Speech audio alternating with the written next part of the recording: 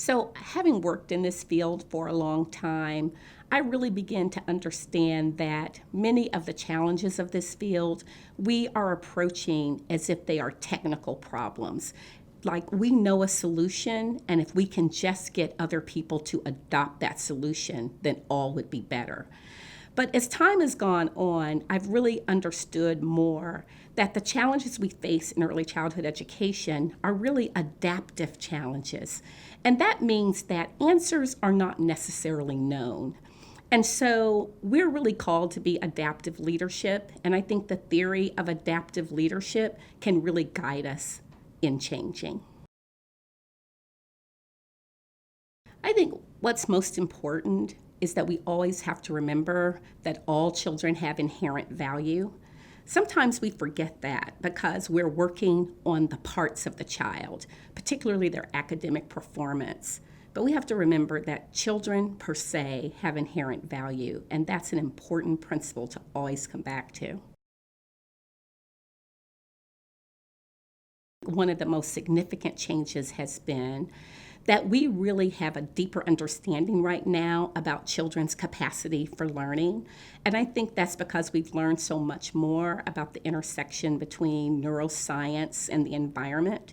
So we used to really think that development occur just naturally and it proceeded naturally. And now we're really understanding that there's a really complex interplay between the environment, between the interactions the child has that really shape and develop their learning. The rationale for early childhood education has changed from time to time over the past 30 years. At one time, we were really focused on early childhood education as a remedy for poverty. We were thinking about it as really parent development and parent effectiveness. But now there's a really heavy focus on school readiness as that rationale. Another change that I see in the field is really strong commercialization of childhood and children. And parents thinking that their children need the latest app or the latest thing that twinkles and makes a noise for their children to learn. So I'm really noticing that commercialization of childhood a great deal. So another huge change in the field has been that we're beginning to pay more attention to the early childhood workforce as people who are really facilitating children's development. Not that we didn't always know that, but there's a lot more attention on the workforce right now. There's a lot that can be done. First of all, I think we have got to really address the issues of compensation of the workforce. So there's a lot that has happened in terms of temporary support like scholarships or wage supplements, but we've got to figure out a way to give people true permanent wage increases. And that has to be a very strong policy priority. I think another strong policy priority has to be that we have to better articulate the working conditions that we believe that our children and the people who are working with children should have every day. Even in a lot of our systems building efforts, articulating those work conditions is something that is still not highly thought about. So we need to think about that more. I think we've got to confront the issues of diversity in a more complex way. So when I was growing up in this field, we really talked about the field and I think a lot of what was happening in the United States as a black-white world. But now we know there's a whole rainbow of children and circumstances and languages that we need to think about. And even within groups like Black, there's a lot of complexity. So we still have a long way to go to give deep consideration to what all of this means for teaching and learning.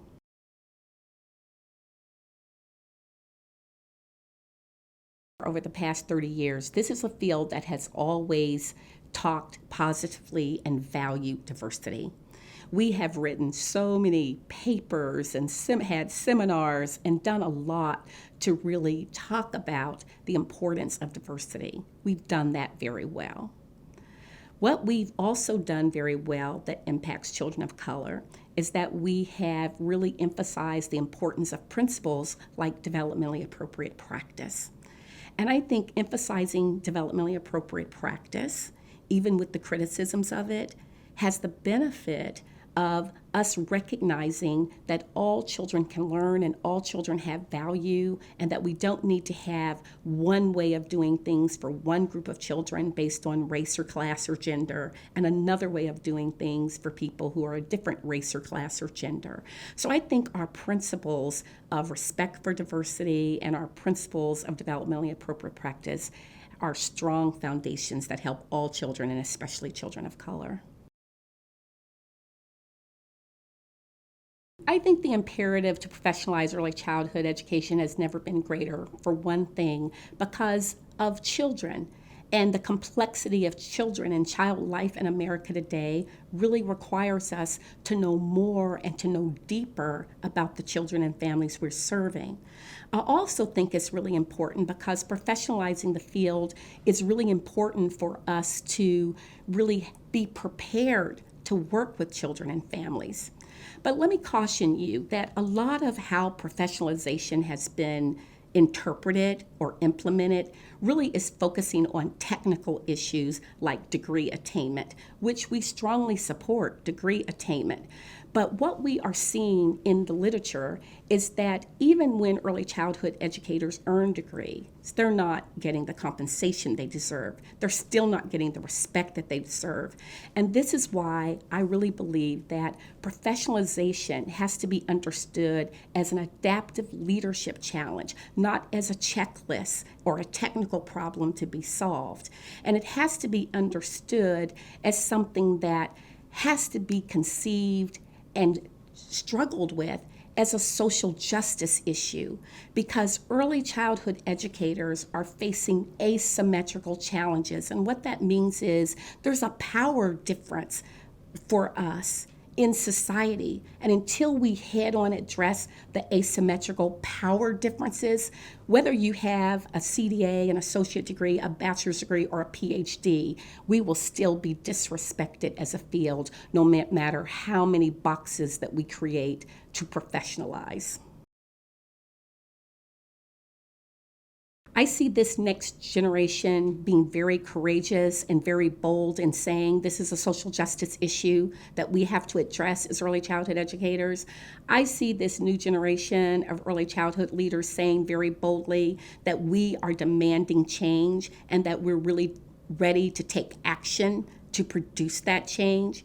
I really see this generation of early childhood educators wanting to be doers of our principles and not just writers about our principles. I'm excited about them. I've spent a lot of my career really developing and supporting people who are coming up in the field.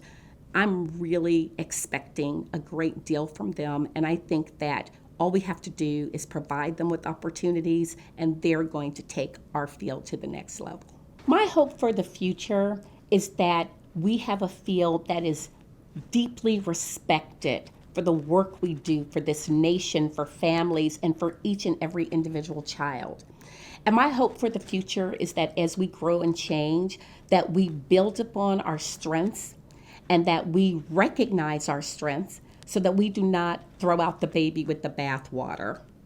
It's also my hope for the future that we really take a very clear equity lens to any kind of change strategy that we want to implement. I know that we can do it, and I'm very hopeful about it.